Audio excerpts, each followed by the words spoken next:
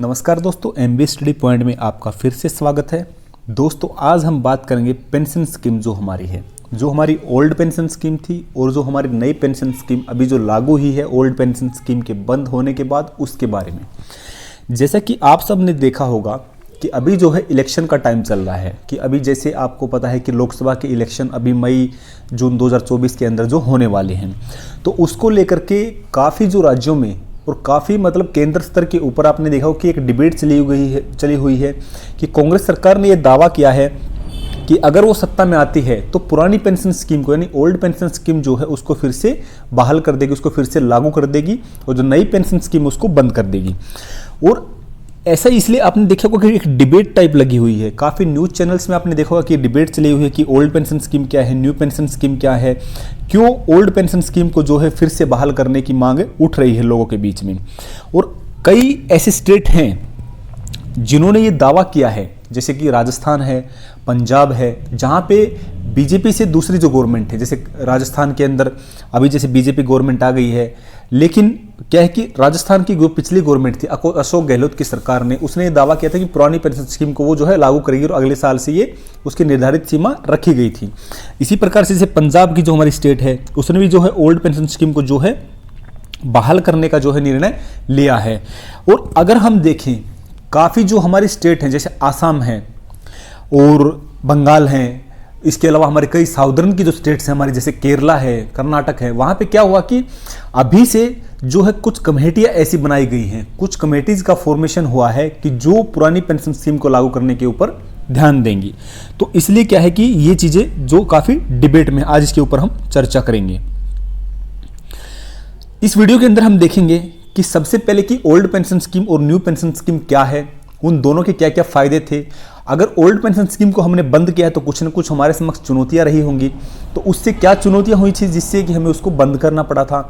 नई pension scheme में जो है सरकार का क्या फ़ायदा है और क्या नुकसान है आम लोगों का। इसके अलावा हम देखेंगे कि आगे क्या हो सकता है, और सबसे मेन चीज़ कि इस जो नई पेंशन स्कीम को, इसको रेगुलेट कौन करता है, इसको फाइनेंस कौन करता है, इसका देखरेख कौन करता है, उसके बारे में। तो अगर ये डिबेट हुई है तो सबसे पहले दोस्तों हमें जानना चाहिए कि डिफरेंस क्या है ओल्ड पेंशन स्कीम और नई पेंशन स्कीम के अंदर। कि सबसे पहले हम जानेंगे कि डिफरेंस क्या है ओल्ड पेंशन स्कीम और नई पेंशन स्कीम के अंदर। तो अगर हम इसका डिफरेंस देखते हैं तो ओल्ड पेंशन स्कीम जो हमारी ट्रेडिशनल पेंशन स्कीम थी, जो कि नई पेंशन स्कीम के शुरू होने से पहले थी, उसके अंदर क्या होता था कि जब हमारा कोई भी केंद्रीय कर्मचारी या जो स्टेट लेवल की जो जॉब थी उनके अंदर, जो जैसे पुलिस की हो गई, टीचर्स की हो गई, या कोई पीडब्ल्यू डिपार्टमेंट में होगा, उसके जो कर्मचारी थे, उसके जो एम्प्लॉय थे, जब वो रिटायर होते थे तो उसके रिटायरमेंट के टाइम पे उनकी जो सैलरी होती थी उसकी लगभग 50% सैलरी, मीन्स अगर रिटायरमेंट के टाइम पे, फॉर एग्जांपल अगर वो 60 ईयर्स की एज में रिटायरमेंट होते हैं और 60 ईयर्स के टाइम पे अगर उनकी 80,000 अगर मान ले सैलरी होती थी 60 ईयर्स में जब वो सर्विंग थे, तो लगभग जो है 35 से 40 हज़ार रुपये उनको जो है पेंशन भी मिलती थी रिटायरमेंट के बाद में, इस जो ओल्ड पेंशन स्कीम थी उसके अंतर्गत। और इसके अंदर क्या था सबसे मेन कि गवर्नमेंट की ही सारी रिस्पॉन्सिबिलिटी थी कि गवर्नमेंट की जो निधि है, गवर्नमेंट का जो इनकम टैक्स से जो जनरेट की हुई जो आय है, गवर्नमेंट के पास जो पैसा है, उसी से जो है इसका एक्सपेंडिचर किया जाता था इस पेंशन स्कीम के अंदर, ओल्ड पुरानी पेंशन स्कीम के अंदर। अगर हम बात करें तो पुरानी पेंशन स्कीम के फायदों की कि क्या फायदे थे उसके अंदर, तो सबसे पहले तो क्या है कि लाइफ लॉन्ग इनकम थी, कि मतलब क्या है कि आपको रिटायरमेट के बाद में एक सैलरी टाइप मिलती रहती थी, पोस्ट रिटायरमेंट। अगर हम उसके आगे बात करें तो लगभग 50% जो है आप सैलरी लेते थे रिटायरमेंट के बाद में भी। उसके बाद क्या है कि गवर्नमेंट जो है इसका सारा एक्सपेंडिचर उठाती थी, तो ये लोगों के लिए काफ़ी फायदेमंद था कि उनको अपनी तरफ से कुछ कॉन्ट्रीब्यूशन नहीं देना पड़ता था, गवर्नमेंट जो है उस पेंशन के सारे खर्चे को उठाती थी। अब अगर इसको बंद किया गया है तो बंद किस लिए किया गया है, इसका मतलब कुछ ना कुछ चैलेंजेस रहे होंगे। तो सबसे पहला जो चैलेंजेस अगर हम देखें तो सबसे पहला चैलेंजेस क्या था कि पेंशन का पे आउट बहुत ज़्यादा हो रहा था, कि गवर्नमेंट जो है उसके ऊपर, चाहे वो स्टेट गवर्नमेंट हो चाहे वो सेंट्रल गवर्नमेंट हो, उनके ऊपर क्या है कि पेंशन का पे आउट बहुत ज़्यादा हो रहा था, मतलब पेंशन का बोझ बहुत ज़्यादा बढ़ रहा था। आप सिंपल भाषा में इसको ले सकते हैं कि मतलब गवर्नमेंट को अपना काफ़ी खर्चा जो है लोगों की पेंशन के ऊपर ही खर्च करना पड़ रहा था, जिससे कि जैसे हेल्थ केयर है, एजुकेशन है, हमारे रोड हैं, या और कोई हमारा जैसे डिफेंस है, उनका बजट जो है उसकी वजह से कहीं ना कहीं इफेक्ट हो रहा था, ऐसा बोला गया गवर्नमेंट के द्वारा। क्योंकि अगर हम इसका एग्जाम्पल के रूप में देखें, कोई एम्प्लॉय अगर मान लो 60 ईयर्स की एज में अगर मान लो रिटायरमेंट लेता है, तो 60 ईयर्स तक तो उसको सैलरी जो है मिली है। उसके बाद में अगर मान लो अगर एज ऑन एवरेज अगर हम उसकी 80 ईयर एज माने, तो 20 साल यानी 2 दशक तक उसको सुपर एन्वेशन के बाद में, सेवानिवृत्ति के बाद में भी उसको गवर्नमेंट की लाइबिलिटी के रूप में रहना पड़ता था। मीन्स गवर्नमेंट को उसको पेंशन देनी पड़ती थी, उसके ऊपर गवर्नमेंट को खर्चा करना पड़ता था। यानी लगभग अगर हम एवरेज देखें कि अगर किसी की 80 साल की एज है ऑन एवरेज, अभी तो हालांकि ऑन एवरेज जो है एज काफी कम हो गई है, पहले की अगर हम बात करें तो 80 साल की अगर एवरेज एज थी, तो 20 साल तक गवर्नमेंट के ऊपर जो है बोझ बन के रहता था। मीन्स गवर्नमेंट को जो है 20 साल तक उसको पेमेंट करनी पड़ती थी, ऐसा गवर्नमेंट के द्वारा बोला गया है। इसके आगे अगर हम बात करें, अगर मान लो कोई एम्प्लॉय था, अगर मान लो वो एम्प्लॉय अगर 20 साल ना जी करके अगर मान लो एक्सपायर भी हो जाता था, तो भी उनकी जो स्पाउस थी या उनके जो डिपेंडेंट थे, उनको एंटाइटलमेंट रहता था कि वो उस पेंशन के हकदार होंगे। हालांकि जितनी वो जीवित रहते पेंशन लेता उतनी नहीं, बल्कि उससे थोड़ी कम, लेकिन उनको क्या है कि हकदार वो होते थे, एंटाइटलमेंट उनका रहता था कि उनकी स्पाउस भी पेंशन ले सकती थी। तो इसलिए क्या है, गवर्नमेंट ने इसको काफी बड़ा चैलेंज समझा, काफी बड़ा इसके ऊपर अपने बोझ समझा था। इसके आगे अगर हम देखें कि नई पेंशन स्कीम क्या है, तो नई पेंशन स्कीम क्या है, उसकी क्या क्या खूबियां हैं, क्या क्या उसके अंदर चैलेंजेस हैं, क्यों गवर्नमेंट, कई सारे लोग हैं जो इसको डिमांड कर रहे हैं कि नई पेंशन स्कीम को क्लोज करके पुरानी पेंशन स्कीम है जो है उसको ही बहाल किया जाना चाहिए। तो नई पेंशन स्कीम दोस्तों क्या है ये, इसको हम नेशनल पेंशन स्कीम भी बोलते हैं, सबसे पहले आपको ध्यान रखना है। दूसरा जो पेंशन स्कीम है ये वॉलंटरी बेसिस है, long term retirement saving scheme है। वॉलंटरी बेसिस कैसे है कि इसके अंदर क्या है कि कॉन्ट्रीब्यूशन बेस्ड पे है। फॉर एग्जाम्पल अगर कोई एम्प्लॉय एक्स है, उसका नाम है एक्स एम्प्लॉय का, अगर वो मान ले नई पेंशन स्कीम के अंदर क्या है कि वो 10% जो है अपनी बेसिक पे का और डीए का, उनका जो महंगाई भत्ता है उसका कंट्रीब्यूट करेगा, प्लस में क्या है कि 10% जो है गवर्नमेंट पे करेगी। ये जो टोटल 20% होगा, इसमें से उसकी पेंशन जो है निर्धारित की जाएगी। अगर इसकी बात करें, इसका फायदा सबसे बड़ा क्या है कि ओपन टू ऑल सिटीजन्स है। ऐसा नहीं है कि ये खाली जो गवर्नमेंट सेक्टर के अंदर जो लोग जॉब करते हैं उनके लिए ही एप्लीकेबल है, ये प्राइवेट सेक्टर के लिए भी एप्लीकेबल है, लिमिटेड सेक्टर के लिए भी एप्लीकेबल है, इवन जो अनऑर्गेनाइज सेक्टर है उसमें भी इसको कहीं ना कहीं जो है एप्लीकेबल किया गया है। जैसा कि हमने बताया कॉन्ट्रीब्यूशनल बेस्ड पेंशन स्कीम है, इसके अंदर मीन्स क्या है कि जो एम्प्लॉय है वो भी कॉन्ट्रीब्यूट करता है और गवर्नमेंट भी इसके अंदर कॉन्ट्रीब्यूट करती है, और जो एक्यूमुलेटेड जो वेल्थ होती है उसके बाद में उससे जो है पेंशन जनरेट की जाती है इंडिविजुअल एम्प्लॉय के लिए। अगर परफॉर्मेंस की बात करें कि कितनी इसके अंदर जो पेंशन मिलती है, तो ये जो परफॉर्मेंस इसकी है जो दोस्तों वो है मार्केट लिंक्ड है। मीन्स वो जो सारा पैसा जो कंट्रीब्यूशन का होता है, चाहे वो गवर्नमेंट का हो चाहे वो एम्प्लॉय का हो, सभी एम्प्लॉय के पैसे से जो एनपीएस स्कीम के अंडर आते हैं उन सब के पैसे को जो है इन्वेस्ट किया जाता है मार्केट में। मार्केट में जैसे एलआईसी में इन्वेस्ट कर दिया, एसबीआई में इन्वेस्ट कर दिया, म्यूचुअल फंड में इन्वेस्ट कर दिया, मीन्स ऐसे इसको इन्वेस्ट किया जाता है। उसका जितना परफॉर्मेंस ज्यादा होगा उतनी ज्यादा इनको जो है इनकम मिलेगी, उतनी ज्यादा इनको पेंशन मिलेगी बाद में। अगर हम बात करें कि एनपीएस जो है नई पेंशन स्कीम जो है कब और कैसे लॉन्च हुई थी, तो सेंट्रल गवर्नमेंट ने जो है इसको इंट्रोड्यूस किया था नेशनल पेंशन स्कीम को, कब से, जनवरी 2004 से। जो हमारा दिसंबर 2003 है वहां तक के जो एम्प्लॉय थे उनको ही ओल्ड पेंशन स्कीम का फायदा मिलेगा, क्योंकि जनवरी 2004 से जो है नई पेंशन स्कीम लागू हो गई थी हमारे उधर। और इसके अंदर कुछ एक्सेप्शन थे, सभी गवर्नमेंट सर्विस को के अंदर ये एप्लीकेबल नहीं है। ये आर्मर्ड फोर्सेज जो है हमारी आर्मी, नेवी और एयरफोर्स जो हैं वो इसके एक्सेप्शन के रूप में थे। मीन्स उनको जो है स्टिल अभी जो पुरानी पेंशन स्कीम है उसके अकॉर्डिंग ही पेंशन बेनिफिट मिलते हैं।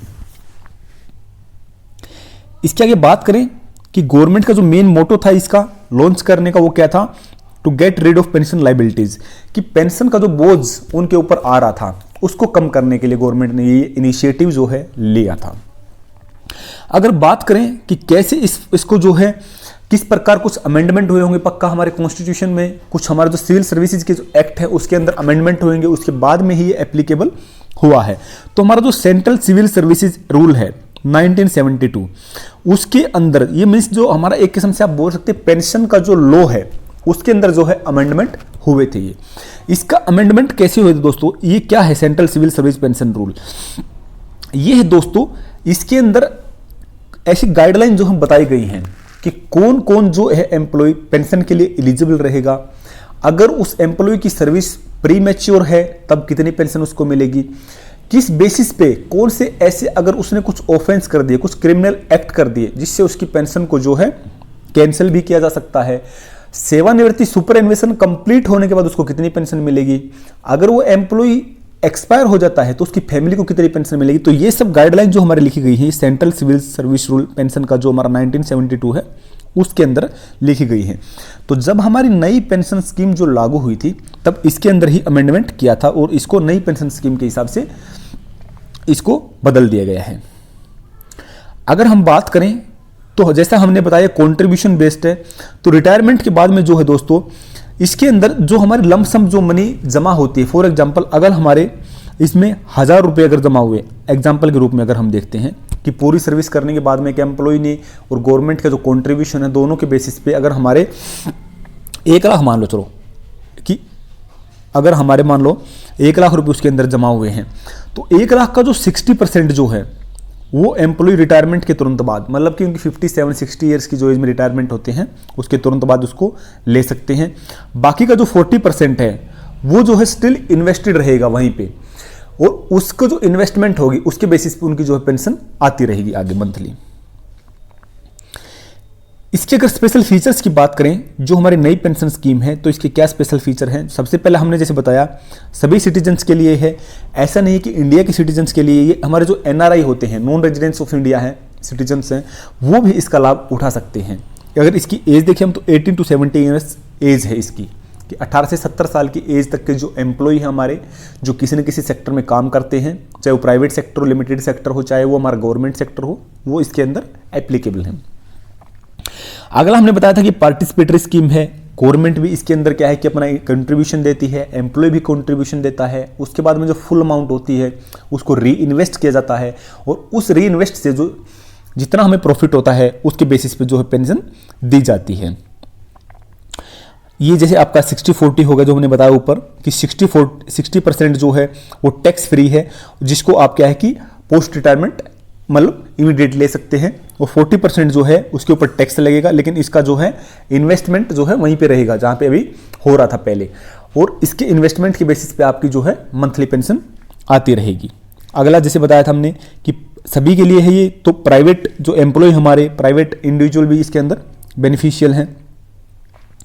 अब अगर इसके अंदर हम देखें तो क्या ऐसे इश्यू हैं जो नई पेंशन स्कीम में है, या जो हमारी नई पेंशन स्कीम को मतलब कि बोलते हैं कि नई पेंशन स्कीम इतनी अच्छी नहीं है compare to old pension scheme, वो क्या है।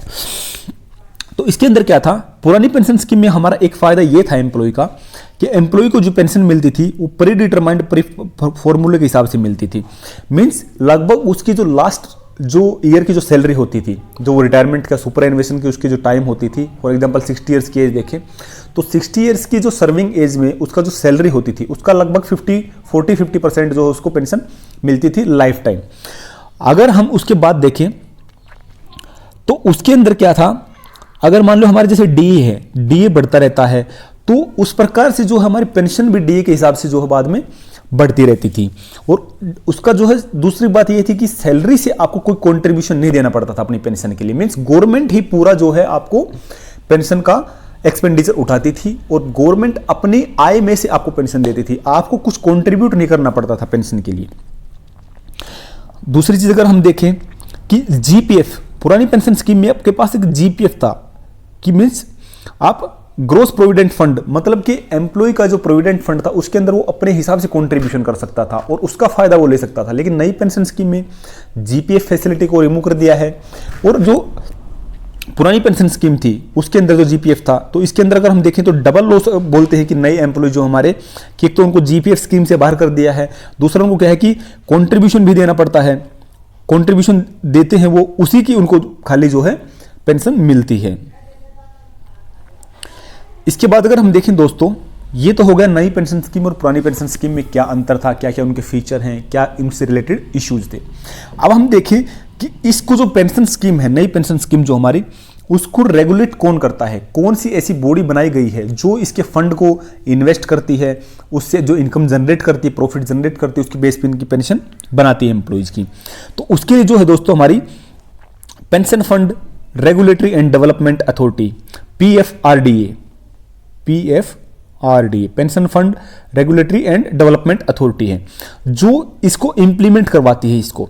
नई पेंशन स्कीम को जो इंप्लीमेंट करवाने का जो जिम्मा दिया गया है PFRDA यानी pension fund regulatory development authority को दिया गया है। और ये क्या है, ये हमारी जो सेंटर की जो फाइनेंस मिनिस्ट्री है, फाइनेंस मिनिस्ट्री के अंडर में ही जो है ये एक ऑर्गेनाइजेशन बनाई गई है। और उसके अंडर में क्या है कि नेशनल पेंशन सिस्टम ट्रस्ट बनाया गया है जो PFDRA के द्वारा मतलब एस्टेब्लिश किया गया है, जो कि हमारे NPS से रिलेटेड सभी जो हमारे मामले हैं उन सबको कंट्रोल करेगा, मॉनिटर करेगा और इनकम जनरेट करेगा, उसका एडमिनिस्ट्रेशन देखेगा। अगर PFRDA की बात करें हम दोस्तों, तो ये जो हमारा pension fund regulatory and development authority एक स्टैट्यूटरी अथॉरिटी है। स्टैट्यूटरी अथॉरिटी क्या होता है